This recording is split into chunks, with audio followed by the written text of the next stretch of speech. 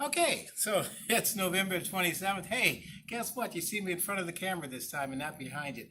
I got my videographer all the way up from Texas, Daniel Mathena, Daniel Sticky Mathena, and I hope he doesn't stick and mess this up like he did the first time I gave my camera down in Texas at that park. What is that, Oyster Creek? What kind of park? What was the name of that park?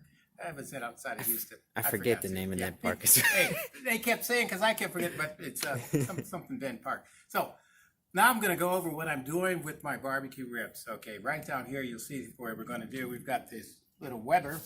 I always cook with Weber, and I always cook with charcoal. That's one of the main things going there. I'm going to look at, when you look at the ribs, and the wind's blowing that way so you get a chance to see them, I've got a hot spot in the middle, which I have to turn these ribs. This one's about ready to come out. This one is about ready to come out too. I got my gloves on, touching them, so that's sanitary with COVID, but it's also protecting my fingers from getting burned. So I put these over here on the cool side, but what I'm going to do is I'm going to switch it over because this is my hot spot right in here. So when I turn this guy over, he's already cooking good. This rib I just put in there, and these aren't really full ribs. You won't be able to see those in different parts of the country, but up here near Chicago, rib tips are famous. And that's what I used to do. This may be well, it won't be my last time cooking rib tips, but it'll be the last time that Daniel and Kenia get them. Because when I go down to Texas, they won't have any down there. Now, as you can see, the flame is coming up here. So what I'm going to do is I'm going to take another piece of, it's not raw meat, because first I put these in the oven, and I let them bake around 200 degrees. And I put some, it's called mango Bacardi on these. I'll let them kind of marinate in that, and then I bring them out when they get a little gray and put them on the grill. And then that's when I put the final touches on them, is when I put the charcoal in there and let them get that. So these are getting ready. These are going to stay here and rest. I think I'll let these rest in here for about no minutes more. See that crisp there? That means it's time to go. I'll take that out of here and put it in my pan. Okay, I don't have to worry about these today because usually I keep them covered, but there are not many flies out because it's November 27th, and it's not as cold as it could be, but it is pretty cool out here. So as I get the flames, I have to watch these so they don't get really crispy on the edges. This one's about ready too. This is a nice thick piece. That might be Daniel's, but I'm going to chop it so it won't get all of it. Okay, now as the flames come up, what I do, boom, put the lid on it. You put the lid on it to let it go ahead and bake. It's kind of like baking and barbecuing at the same time, but the heat rotates in there. You can see how the smoke is coming out. I have smoke vents here where I can like cut the smoke off like that. It's hard, that's why I got the gloves on, and it's hot up there, or let it go full out. I also have vents on the bottom, which will help that air circulate, and that keeps those charcoals burning and burning and burning. And when I want the flames to rise, what I'll do is go ahead and boom, open the top, and then the flame and the air comes in there.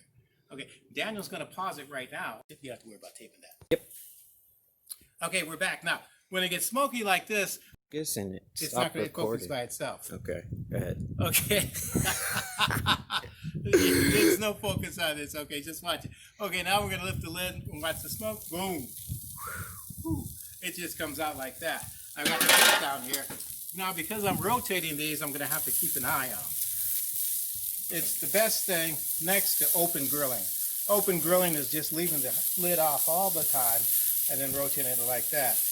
These are coming along. See, that looks really good. So I can move these even over closer. This one I put over here on the cool side, and it's getting pretty good. Now, what I'm doing, I don't want to go ahead and let these cook all the way through here, because there's a couple of steps I need to put on the process that we'll show you in just a little bit. As a matter of fact, I'm going to start preparing for that, and we'll go inside and do something. When I come back out, we'll take another shot of this, okay? All right.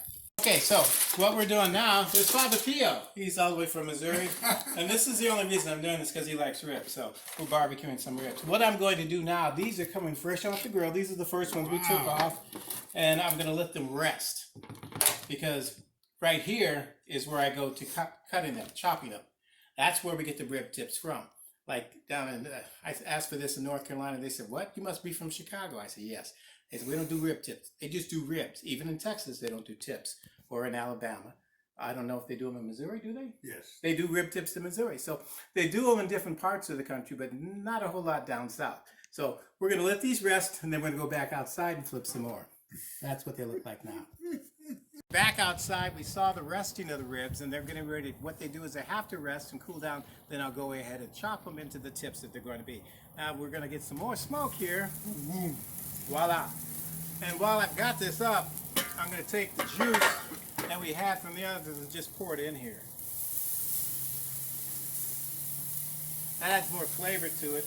Adds flavor to that smoke. Now I'm going to go ahead and take a look at what we've got. These ought to be coming along, well, not as good as I would have expected it, but it's still pretty good. This one is getting really good. This one, this is on the cold side. So let me see where my flame, okay, my flame is moving over. Yep, it's moving over to that side. So what I'll do is I'll shift these to the flame side. And with that flame jumping there, that'll get these pretty good. That'll get these pretty good. And I can move this here and that one there. And that's going to come across. We're going to go ahead and let these go ahead and cook off. And when we come back, we'll have them all inside and they'll have been rested. And then I'll start chopping them and cutting them like we need to be for that. Okay? Pause again. Go ahead. Yeah, go ahead. We're live. Okay, so what I'm doing now is I'm quick cooking. And what that means is I'm letting the flame come up. And you can see how the flame is getting that. But when I do this, there's no way I can go inside. If I come back out, it'll be crispy critters. See, I don't want to leave that crispy. That's really crisp on that side. And when the flame really starts jumping, then what I want to do is just chill it. Chill it just a little bit. What that does, when I put the top on, that kind of suppresses the flame and it lets the heat still come out. The coals are just perfectly ready right now. And it's if I had pork chops or something like that, I can add them on there after we get through with these ribs. This is the last one I took out. I'll get a chance to look at it. And this is what that looks like there. See that? That's really nice. So that's the last one we took out. And that's the way you want it. It's not 100% done yet. Because what I do after I chop them and make them into the tip portion, then I put them in the pan again that I baked them in, and then I put the barbecue sauce on there. And that's how you get that nice barbecue flavor. Then they'll cook in the oven, and that's what makes them tender. The amount of time that I leave them in the oven to do that. Okay, we're gonna go back to the flame here. Switch over here. Boom, there you go, look at that. That smells good. Now you see the flame has decreased, and it allowed these to really cook. And this one is ready. This one, close. This one more turn. I'll let the flame get that. This one is ready too. Because they don't have to cook 100% out here because of the process that I'm using. I'm going ahead and letting the oven be my final cooker. And another thing is, look at that. It's got the little crisp parts on there. But that's all going to be chopped up and it's all going to be put in with the sauce once that sauce gets in there. This method that I used is tried and true. And actually I learned it in Texas when I was in Killeen, back when Daniel's mom was just a young lady in the 5th grade. And then she became a young lady in high school, and we moved to South Carolina, but that's another story. We'll talk about that later on in my life. So now we're looking for the last one to get done here. So we've got 3 ready to go. We've got 2 in there on time. And this is 10 pounds of moon oink rib tips that no matter where you go, you can't get those. But, you know, it's just around here. And like Father Pio was telling us, they have them down in Missouri. And of course, Missouri is supposed to be known for the barbecue. But every time he comes back here, he goes to Hillary's and he wants to get tips there. But when I know he's coming, and the weather's not bad in November for Thanksgiving, the day after, I like the barbecue. And back when Candy was with me, she would, before Camille came up from Georgia, she would always want the alternative Thanksgiving. So very rarely did we have turkey on Thanksgiving. I missed it because I couldn't make my turkey sandwiches the next day. Okay, but the important thing was that she said, well, let's have ribs. So we had rib tip. We barbecued on Thanksgiving. We had roast on Thanksgiving. We had chicken Reuben on Thanksgiving. We used alternative things for the Thanksgiving meal because it was just basically the two of us and Father Pio when he came up.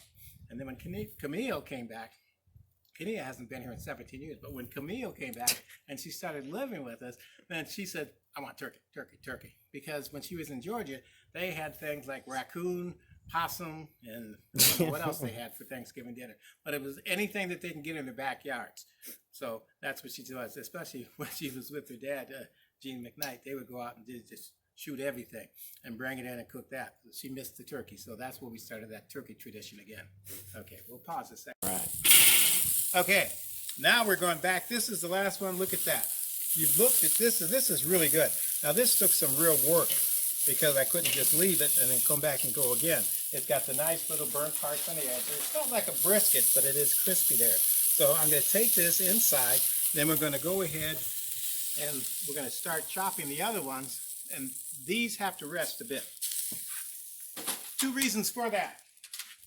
One, it gives the meat a time to rest. The other reason is I got to use my bare hands and it's hot and I don't want to get burned.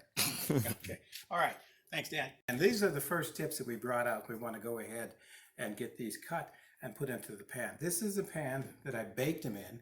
And there's a little juice at the bottom. There's a rack in there to protect the bottom of the pan from sticking on it. But after I put them in, before I put them in the oven, put my salt on there. And I'll use, this is Bacardi Mango. It's clear Bacardi.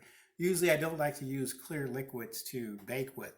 I use this for, I don't know, I don't even drink that. But, you know, I use that. This is what I like to put on my meats and everything like that. And I did put the clear Bacardi on the turkey yesterday. It kind of is good. Now this black Bacardi, this is really good. And all this, from here to here, is gone into my cooking. Barbecue and things like that. Now, let me show you what we're going to do with these tips now. We're going to take them, and this is Chicago cutlery. Very good when it comes to cleavers. We just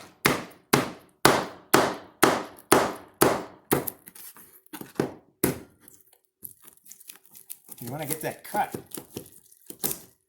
down like that. For this part of the tip, I'm going to have to do one slide over, and then I come back, look at my edges.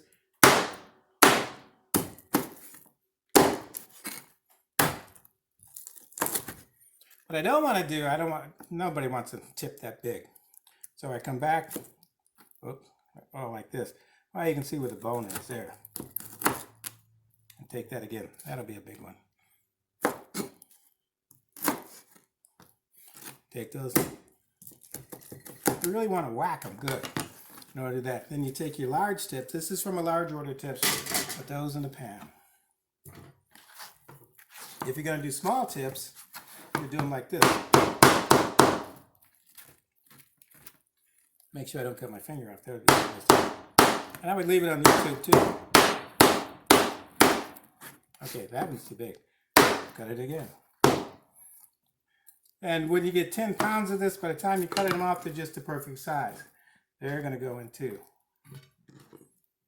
Every little piece goes in there.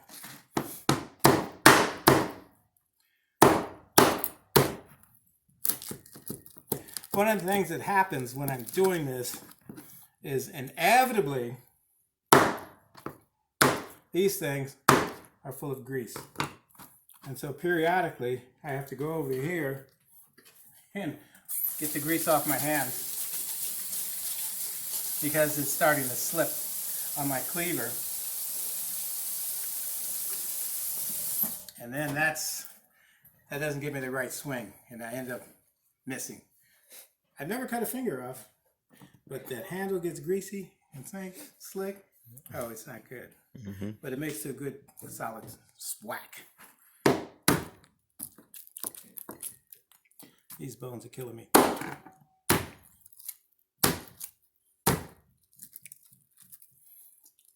Get them bent like that.